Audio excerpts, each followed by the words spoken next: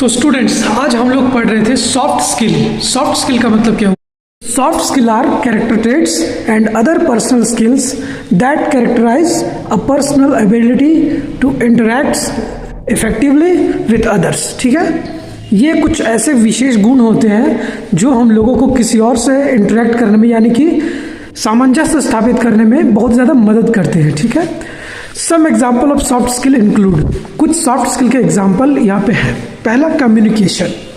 Communication ये होता है दोस्तों कि अगर हम किसी से बोल चाल करते हैं या हाव भाव, हमारी बात करने की शैली, हमारा उसमें सोबरनेस, यानी कि सारा चीज़ जो है वो उसमें इंट्रोड्यूस होता है और एक दूसरे से जब हम लोग बात करते हैं तो किस टाइप से हमारा रिलेशन आगे जाके बनता है वो इस चीज़ में दिखाता है। और क्योंकि ये जो चीज़ है आज के ज़माने में किसी भी आप सेक्टर में चले जाओ बहुत ज़्यादा इंपॉर्टेंट है, तो इसलिए उसको पहला गुण बोला जाता है। कुल 9 गुण है, उसमें से पहला गुण यही होता है, कम्युनिकेशन का ही होता है। अब हम लोग दूसरा चीज़ पढ़ेंगे, प्रॉब्लम सॉल्विंग। ठीक है, तो दो लोग मिलकर किसी एक प्रॉब्लम को क्रिएट करते हैं या फिर कोई एक आदमी प्रॉब्लम को क्रिएट करता है और उस प्रॉब्लम को सॉल्व करने के लिए हम दो लोग मिलकर कैसे उसमें उस प्रॉब्लम को सॉल्व कर सकते हैं, उसमें यह स्किल बहुत ही काम आता है। तीसरा वो टाइम मैनेजमेंट। किसी भी चीज़ का काम हमें दिया जाए तो उसको हम लोग कितने कम समय में कितने इफेक्टिवली तरीके से कर सकते हैं, उस चीज़ को हम लोग यहाँ पे टाइम मैनेजमेंट करते हैं। उस चीज़ को यहाँ टाइम मैनेजमेंट में अच्छे से हम लोग मैनेज करते हैं, कम समय में अच्छे रिजल्ट लेके देते हैं। चौथा हो गया टीम वर्क। चौथा हो गया दोस्तों टीम वर्क। टीम वर्क माने कि एक से ज़्यादा लोग टीम बना के एक ही काम को करते हैं और बहुत ही बढ़िया तरीके से करते हैं और सारे लोग अपना अपना टीम में अपना अपना गोल जो होता है काम को करने का वो अपने स्किल के अनुसार बांट लेते हैं और एक दूसरे की मदद करके वो काम अंजाम देते हैं, उसको हम लोग बोलते हैं टीम वर्क। ठीक है, उसके बाद आती है क्रिएटिविटी। क्रिएटिविटी मतलब आप अपनी क्लास को कितना अच्छा क्रिएटिव बना सकते हैं, उसको लोगों को ज़्यादा अच्छे से समझ में आए ऐसा बना सकते हैं, या फिर अपने कोई स्किल्स को इतना अच्छा बना सकते हैं कि वो अच्छे से लोगों को समझ में आए, तो उसको हम लोग क्रिएटिविटी बोलते हैं। क्रिएटिविटी काम में हो सकता है, क्रिएटिविटी स्टडी में हो सकता है, क्रिएटिविटी रनिंग या एक्सरसाइज में हो सकता है, उसको अच्छे से करने को हम लोग क्रिएटिविटी बोलते हैं। अब हमारा जो छठा है वो है लीडरशिप। लीडरशिप मतलब कि हम किसी काम को अगर कर रहे हैं तो हमें अगर लीडरशिप क्वालिटी होगी तो हम उस काम को अगला से करवा सकते हैं।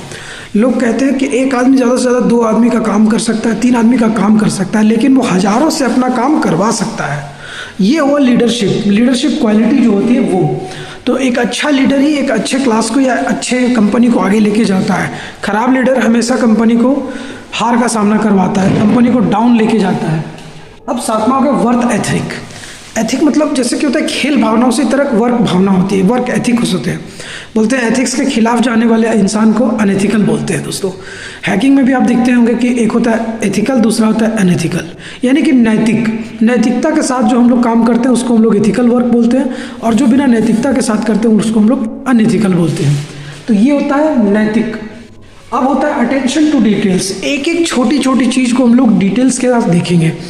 हो सकता है इस वीडियो में भी कुछ कुछ गड़बड़ियाँ हो जिसको आप आसानी से देख सकते हैं और आसानी से समझ के मुझे कमेंट बॉक्स में भी बता सकते हैं। तो ये आपका हो गया अटेंशन टू डिटेल्स। ठीक है, ये आपके लिए सबसे बढ़िया है कि आपने मुझे गलत साबित करने के लिए या फिर मेरी किसी त्रुटि को अगर डिटेल्स को एड्रेस किया है तो आप उसको तुरंत बताएंगे ताकि मैं अपने स्किल्स को अच्छे से सुधार सकूँ और जितना मैंने अभी इस वीडियो में बोला है उससे और बढ़िया ढंग से मैं अपने स्टूडेंट्स को जो है वो बता सकूँ। और आखिरी का हो गया कल्चरल इंटेलिजेंस।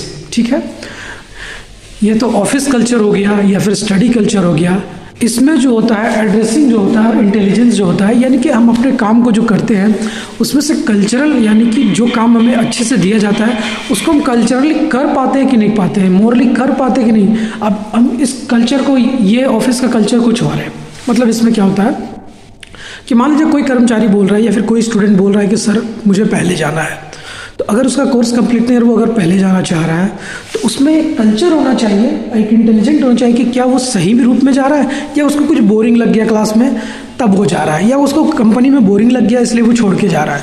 तो इसमें ये जो इंटेलिजेंट है सबसे ज़्यादा काम आता है कल्चरल इंटेलिजेंस, और ये सबसे ज़्यादा जो इम्पोर्टेंट है कि आप इसमें सबसे ज़्यादा दक्षता हो। इसके बाद 2-3 पॉइंट और है जो हम अगले क्लास में आपको बताने वाले हैं।